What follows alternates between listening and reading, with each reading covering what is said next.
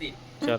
नमस्कार साथियों, आज हम फिर गोगावा के भाई सुनील भाई के घर आए हुए हैं और इनकी शिकायत थी कि इनकी भैंस कंटिन्यू दस्त किए जा रही थी, पतले दस्त किए जा रही थी और खा पी बहुत कम रही थी और उसमें पेट का फूलने की भी शिकायत बार बार आ रही थी। हमारे सर आए, उन्होंने देखा कि कहीं ना कहीं इसमें गंभीर समस्या है। फिर इसमें क्या हुआ, 15-20 दिन पूर्व पहले जो इसकी जो सीना है वहां से छेद करके धीरे धीरे मटेरियल बाहर निकलने लगा और वहां से एक नट बोल्ट भी बाहर निकला।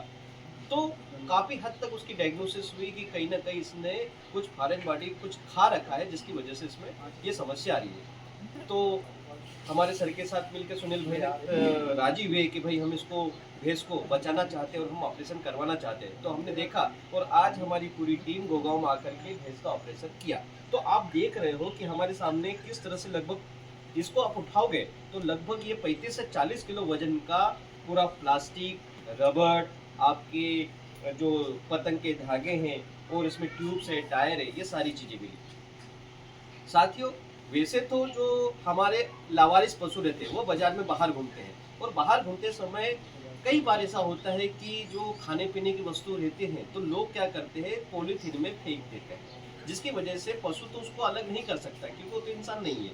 तो वो पूरी पॉलीथीन के सहित उसको खा लेता है। ये सुनील भाई जागरूक थे, उन्होंने अपने पशु के प्रति स्नेह था, प्रेम था, जिसकी वजह से आज ये ऑपरेशन सफल हुआ और उनका पशु आज सुरक्षित है, बच गया।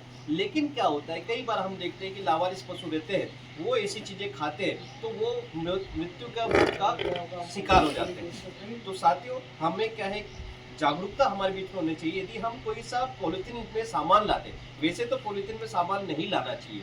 घर से कैरी बैग के लेके जाओ, घर से जो पेपर के कैरी बैग आते हैं उनको लेके जाओ, जूट के लेके जाओ और उसमें सामान लाओ। और कभी आप ला भी रहे हो तो अपने घर में एक ऐसी बोतल रखें जो कि आसानी से उपलब्ध है और जब भी आप ऐसे पॉलिथीन में सामान लाए तो आप ऐसी बोतल में उसको डाल दें। उससे क्या होगा कि आप धीरे धीरे, आप महीने भर में यदि होगा तो महीने भर में एक बोतल आपकी ये होगी और उसको बाद में आप जो आपके डस्टबिन वाली जो गाड़ी आती है, कचरे की गाड़ी आती है, तो उसमें आसानी से उसको डिस्पोज कर सकते हैं। लेकिन और इस तरह से ये प्लास्टिक हम हमारे जो चौपाए पशु है, गाय है, भैंस है, उनके पेट में जाने से भी रोक सकते हैं। तो एक बहुत, ये देखिए, ये पूरी इसमें अंदर चलेगी, इस तरह से आप इसमें इकट्ठी कर सकते हो तो ये प्लास्टिक बाहर पॉलीथीन नहीं जाएगी और हमारे पशु इसको खाने से बच सकते हैं। जिससे एक तो हमारा पशु भी बचेगा, साथ साथ जो बाद में ऑपरेशन करना पड़ा है आज हमको, तो उसका जो आर्थिक बोझ है वो भी हमारे पशुपालक पर नहीं पड़ेगा। तो साथियों, जागरूक बनिए और हमारे पशु को इस तरह से बेमौसम बेमौत पड़ने से बचेंगे। Thank you. धन्यवाद, बहुत बढ़िया।